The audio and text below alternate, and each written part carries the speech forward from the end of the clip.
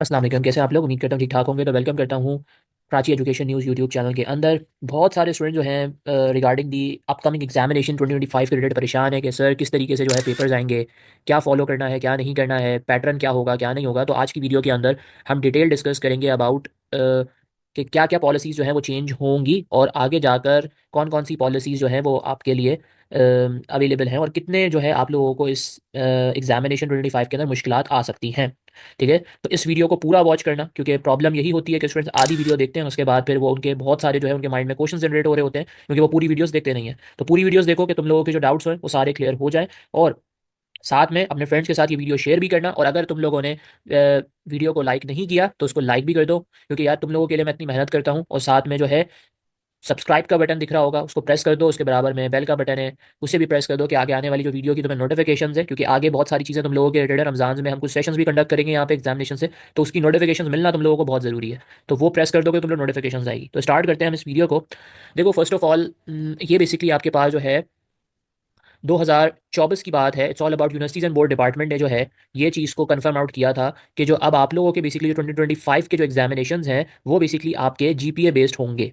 ठीक है, अब तुम लोग सोच रहे हो कि सर जीपीए बेस्ड क्या है। मैं एक चीज़ को और क्लियर कर देता हूँ कि जैसे तुम लोगों ने अभी एग्जामिनेशन दिया था, तुम लोगों के सिंपल क्या था कि तुम लोगों की 80% आ रही है, 90% आ रही है। तो ऑल अबाउट के A1 ग्रेड, ए ग्रेड, इस तरीके से तुम्हारे बी ग्रेड, सी ग्रेड हुआ करता था।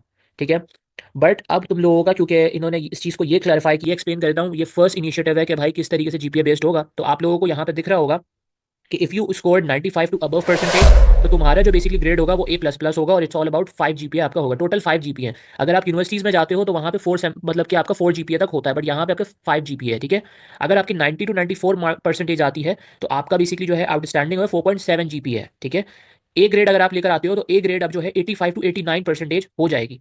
ठीक है, पहले क्या था, पहले वाले के अंदर आपका ए ग्रेड होता था 70 टू 80 तक पे आपका ए ग्रेड होता था। ठीक है, अब ए ग्रेड आपका 85 टू 89 आपका ए ग्रेड होगा। बी प्लस प्लस ग्रेड जो है अगर आपका 80 टू 84 है वो आपका 4 जीपीए बनेगा। 75 टू 79% अगर आपकी होती हो 3.7 बनेगा।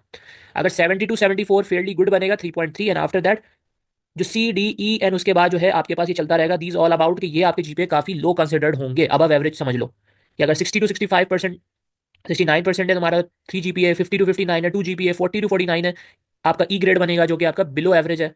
और अगर 40 से भी कम आ जाती है तो अनसेटिस्फैक्ट्री है वो। सही है, और ये जो इम्प्लीमेंटेशन है ये आपकी इम्प्लीमेंटेशन 2025 के एग्जामिनेशन के अंदर होगी। अब तुम लोग सोच रहे होगे कि भाई 25 के किन बच्चों के साथ ये इंप्लीमेंटेशन होगी। देखो, in the notification they have clearly written here कि ग्रेड 9 टू ग्रेड 12, बट ये एप्लीकेबल हो नहीं सकता। ठीक है, जो ये चीज़ें जो है आप लोग की इंप्लीमेंटेशन होंगी ये ग्रेड 9 और ग्रेड 11 स्टूडेंट्स के साथ इंप्लीमेंटेशन होंगी, बट ग्रेड 10 और ग्रेड 12 स्टूडेंट जो है उनके साथ नहीं होगी, क्योंकि वो ऑलरेडी 9 का पेपर दे चुके हैं। उनके लिए नई ग्रेडिंग सिस्टम्स लॉन्च नहीं हो सकती है। ठीक है, तो जो नए बच्चे हैं वो मेहनत करें, नाइन्थ वाले और सेकंड फर्स्ट ईयर वाले, बस ये आप लोगों के लिए आगे आने वाले जो आप लोगों के एनुअल एग्जामिनेशन है उसमें आपके रिजल्ट पर बहुत इंपैक्ट करेगा। पहली चीज़ ये।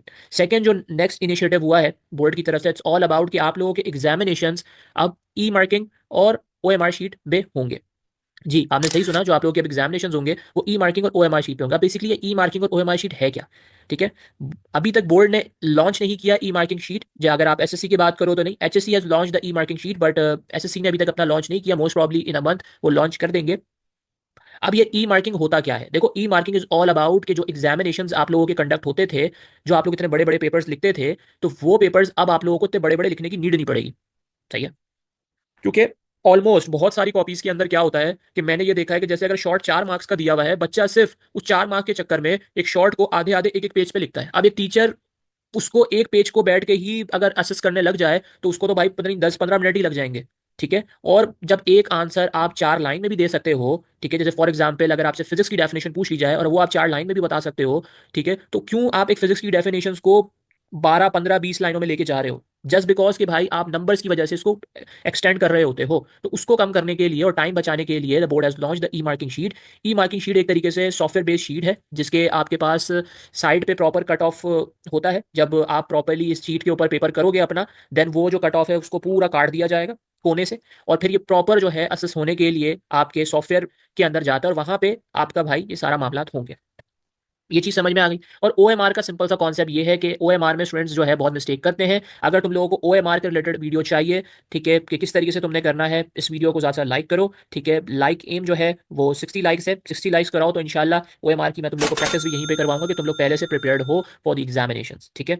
ओएमआर में सिंपल सा यही है कि आप लोगों ने ओएमआर के अंदर प्रॉपर अपने हाईलाइट करनी है चीज़ों को, कि आप लोग अगर एमसीक्यूज के अंदर थोड़ा सा भी मसला होगा तो आप लोगों के, क्योंकि वो भी ओएमआर भी एक आपके पास ऑप्टिकल मार्कर रीडर है, उसके अंदर भी यही होगा कि अगर आप थोड़ा सा भी कोई मिस्टेक कर देते हो या काट कर रहे हो, कट कुछ भी कर रहे हो, तो वहाँ पे आपको नंबर्स नहीं मिलेंगे। वो सही भी होगा एमसीक्यूज फिर भी नहीं, ठीक है। तो ये बात हो गई। अब ई मार्किंग के रिलेटेड और थोड़ी मैं डिटेल बता देता हूँ तुम लोगों को।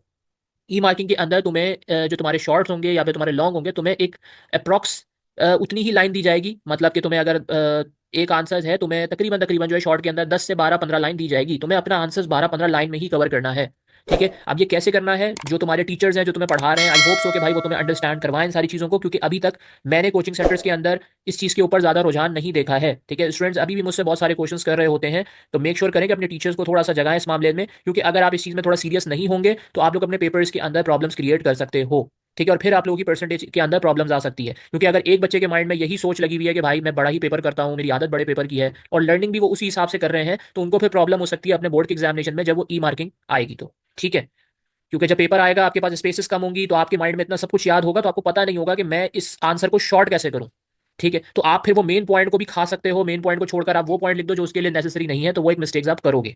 तो मैं मेरी तो मेन यही होता है कि मैं आप लोगों के लिए हमेशा वो वीडियो लेकर आऊँ जो आप लोगों के लिए फायदा हो, और आप लोगों को थोड़ा पहले से ही अलार्म करा दूं चीज़ों के रिलेटेड। ये तो पहली बात हो गई।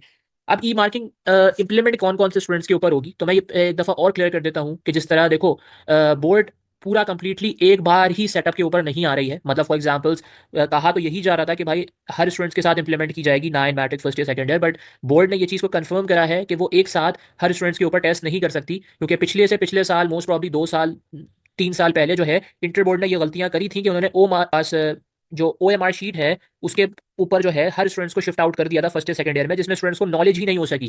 क्योंकि यहाँ पे कोचिंग की एक बहुत बड़ी गलती थी कि कोचिंग्स ने स्टूडेंट्स को प्रैक्टिस ही नहीं करवाई उसकी, और जो भी प्रैक्टिस करवाई भी तो स्टूडेंट्स को प्रॉपर्ली बताया ही नहीं कि आपने कैसे क्या करना है इसके अंदर। इसकी वजह से बहुत सारे बच्चों के एमसीक्यूज मिस्टेक्स हुए, और जो बच्चे फेल हो रहे थे एमसीक्यूज की वजह से पास हो सकते थे वो भी फेल हो गए, ठीक है।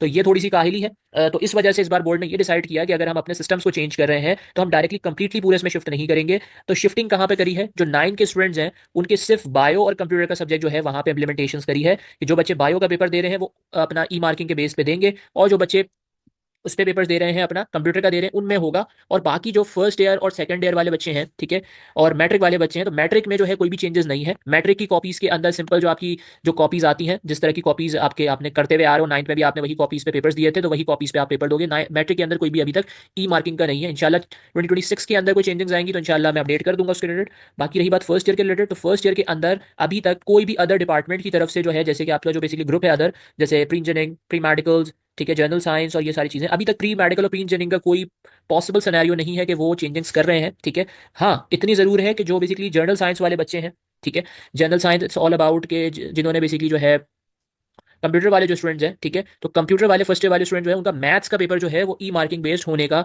बहुत पॉसिबिलिटीज़ है कि वो मैथ्स का पेपर उनका क्या होगा कि वो ई मार्किंग बेस्ड होगा, ठीक है।